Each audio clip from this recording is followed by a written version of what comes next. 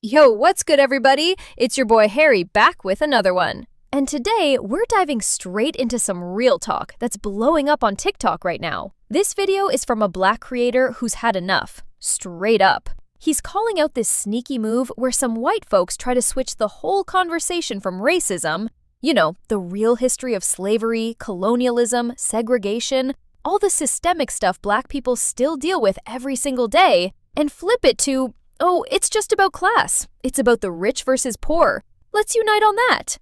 Nah, he's not buying it for a second. He says it's just another way to avoid owning up to what happened and what still happens. He's like, y'all been running things. Y'all caused a lot of this mess. Y'all ancestors did wild stuff. And now that things are hitting back a little, suddenly it's all about class consciousness? Miss me with that.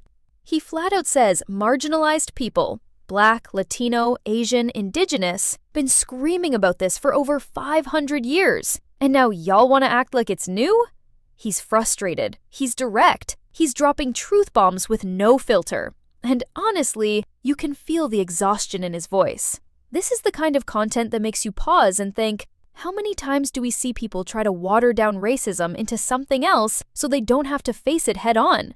This TikTok is short, but packs a punch. And it's getting reposted everywhere because a lot of people feel exactly what he's saying.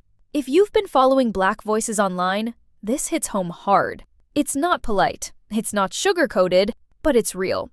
So yeah, today we're reacting to this viral TikTok where this brother is basically saying, we see the game and we're not playing it. Let's get into it. Let's watch what people are saying. Bro, one conversation I will not engage in and that immediately pisses me off is when white people start talking about class consciousness. Miss me with that bullshit, bro. I'm not hearing it. There's nothing that you can say. There's no amount of information. There's no book. I don't care what type of philosopher, sociologist that you pull from. I'm not hearing it. I'm not hearing it, bro. Because y'all only use that shit as a way to circumvent the accountability of all the fucked up shit you and your ancestors have done that have led us up to this moment right here, right now in history. Y'all are solely responsible for the current fucked up state of the world, bro.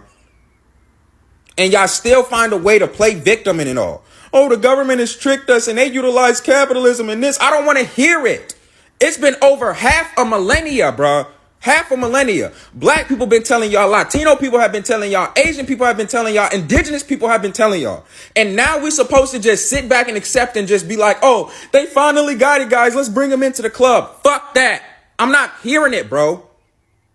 Y'all ate us, bro. Y'all still eating people. We still dealing with the fallout of y'all fucked up decisions. It's not happening, dog. It's not happening.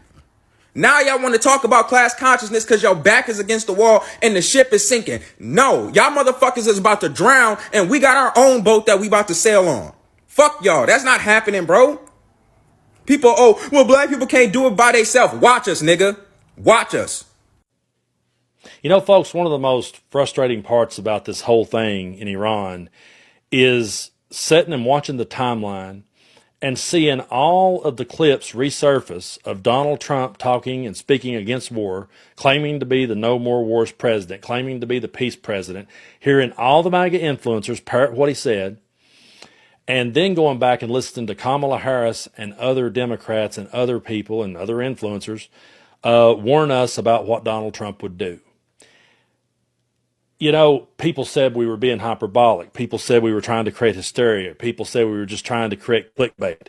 But I don't know about you all. When I was watching the debate between Kamala Harris and Donald Trump, I was sitting there saying to myself then, she's 100% right here. She's spot on. This is what's going to happen. I'm glad people like Andrew Schultz is starting to come around, the bro podcaster. I'm glad he's starting to see through it. I'm glad other people are starting to see through it.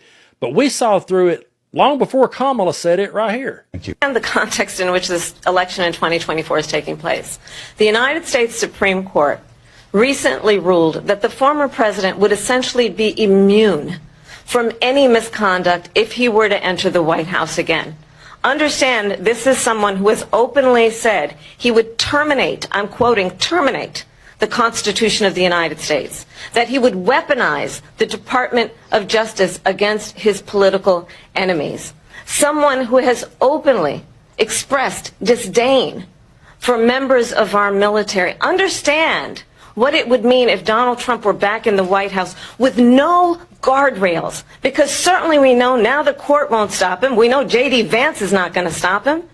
It's up to the American people Vice to stop President Harris, him. thank you.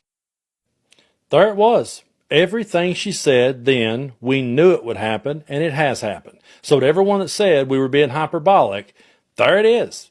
And look at what's going on. Everything she said has come true. And to me, that's one of the hardest parts about it. But here she was. It wouldn't. And again, we saw through it actually in the first term. Okay, we saw through it when he came down the damn escalator.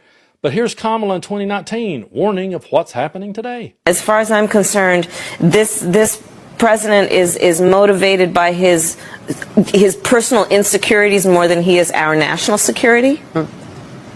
And so what we're looking at is, again, a threat that might be taken seriously. And I would dare to say that that threat was issued without serious consultation with our allies, with our military leaders, with our diplomatic leaders. What are our alternatives? Let's also be clear, if this president is thinking about putting us in a position where we're in a war with Iran, the consequences will be absolutely unacceptable and tragic in terms of the young men and women who are American soldiers who would be sent and deployed into something that was completely avoidable. This whole thing was completely avoidable, and that's why it's so... Man, listen. First off, shout out to this creator for saying it plain. No dancing around, no trying to make it palatable. He's tired of the switch up. And I get it. Every time racism gets brought up, police brutality, redlining, job discrimination, all of it, there's always somebody ready to go, but what about class though? Like that's supposed to erase the racial part. Nah. Class matters, sure, but pretending racism isn't the main driver for so much of what Black Americans go through, that's just dodging. It's like, y'all built the system on race, profited off it for centuries, and now when people point it out, suddenly, it's class, bro. Come on, let's hold hands. Hypocrisy at its finest. And he's right. Black folks, Latino folks, Indigenous folks, Asian folks in this country have been sounding the alarm forever. Half a millennium? That's not exaggeration. That's history. From the transatlantic slave trade to Jim Crow to mass incarceration today, the receipts are there. But some people still act shocked when it's called out. And the "we still dealing with the fallout" line? Facts. Wealth gaps, health gaps, education gaps.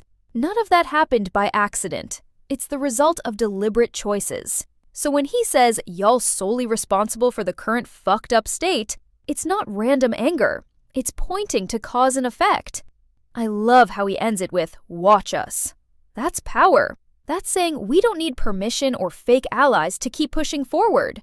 Black Americans have been building, surviving, thriving despite everything thrown at them. This video isn't asking for approval. It's stating facts and moving on. And honestly, as somebody who supports and stands with Black Americans from the outside looking in, this is the energy we need more of. Call out the tricks. Don't let the conversation get derailed, and keep the focus where it belongs, on real accountability, not distractions. So stop trying to rewrite the story. Racism isn't a side issue you can swap out for class when it's convenient. Black Americans deserve better than that. They deserve truth, not tricks.